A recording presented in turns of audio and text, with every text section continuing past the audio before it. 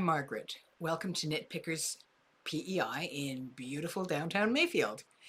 We're a small knitting studio located about 5 kilometers south of Cavendish Beach on the north shore of the island. Today I want to talk to you about a fun little cast-on method. It's a way of being able to create a 2-color braided cast-on. Now, this is a hot, steamy summer day today, and maybe you don't want to be working on a project that's really difficult, but you just want to add, I don't know, something a little special, something a little unique to an otherwise simple pattern. Well, this is what I'm talking about. Is that not cute, that 2-color braided cast-on? And I'm going to show you something else as well. This 2-color braided cast-on, when you do it, it does tend to twist the balls around, and I'll go through all of that with you as I'm doing the demonstration. But as I was working this 2-color braided cast-on in the way that I was originally taught, I thought, well, what if I switched things up? What if I didn't twist the balls always in the same direction to get this braid? What if I rotated it back and forth? Well, it didn't quite work, but you ended up with something quite different. And I'll call this the X's and O's. So it's like little kisses going across your knitting. So that's not to say that it's wrong, it's just different. So I'll show you how to work both of those techniques and we'll get started. So we'll start first with the 2-color braided cast-on. And all I'm going to do, I'm going to start with a slip knot. If you don't know how to do a slip knot, you just cross the short tail over your long tail, bring your fingers through the loop and pull the long tail through. And then I'm just going to snug this up on my knitting needle.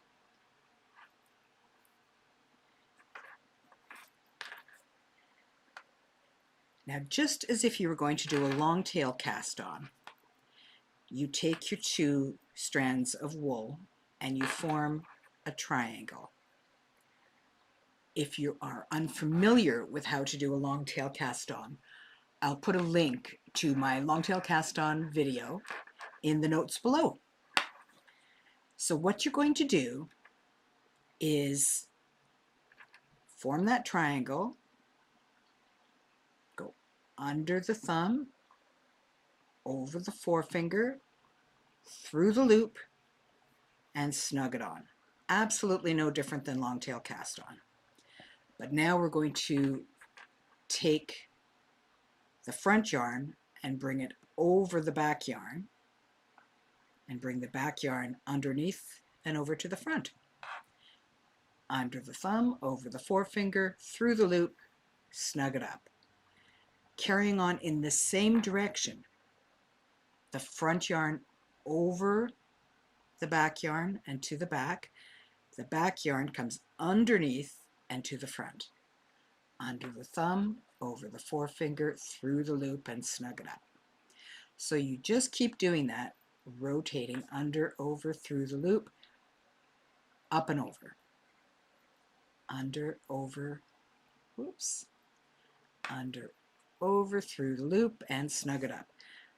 But you can see it is going to get twisty. So after about every 10 cast-on stitches, I would take the time to unwind this twist.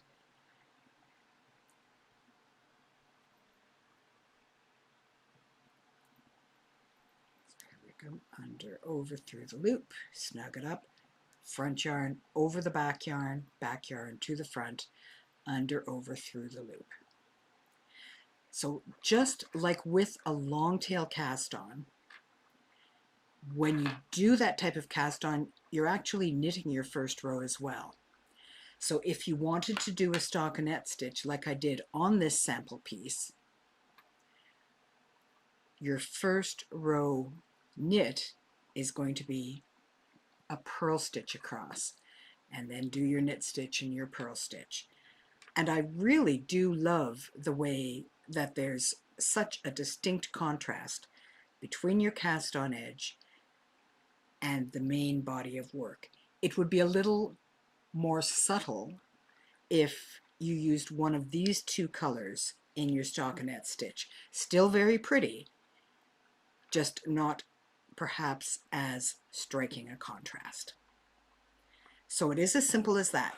When you go to knit your first row, the number of stitches that you've cast on do not include your slip knot with these two stitches here.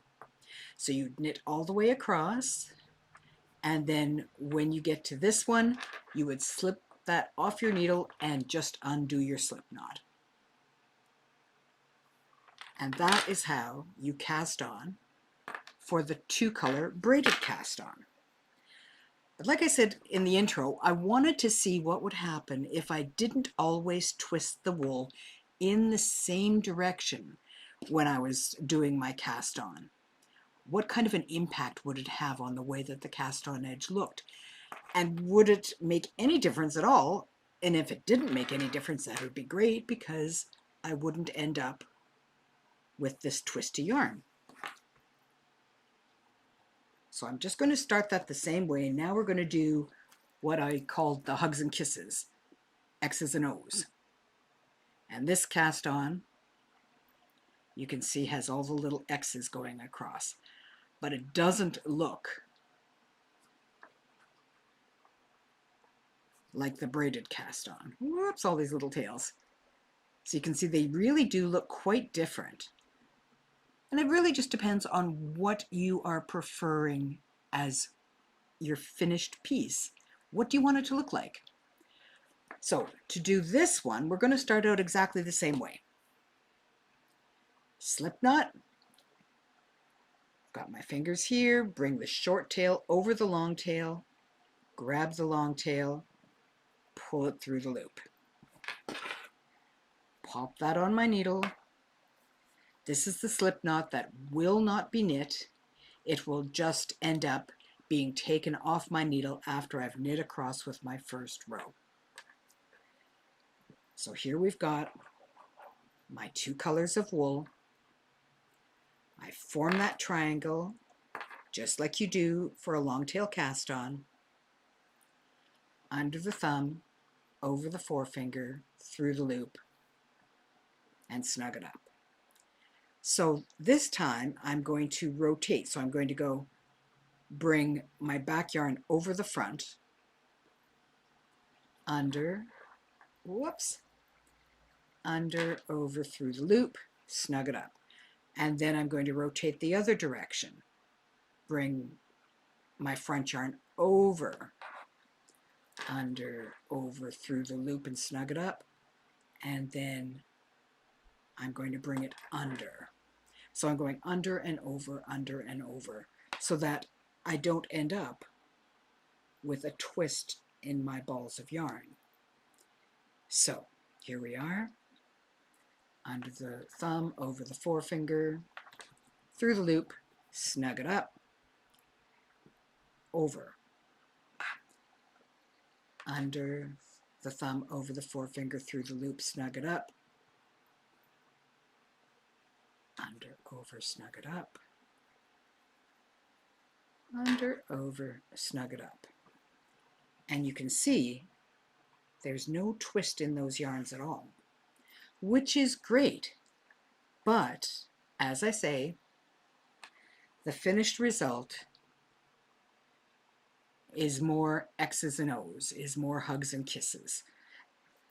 And the first technique, where you're always twisting the yarn in the same direction, gives you a braided look. So, two different ways of doing a two-color cast on. So I hope you enjoyed today's video tutorial and you'll give it a try. If you do, I'd love to see some pictures of what you've made with this technique. And as always, Happy knitting!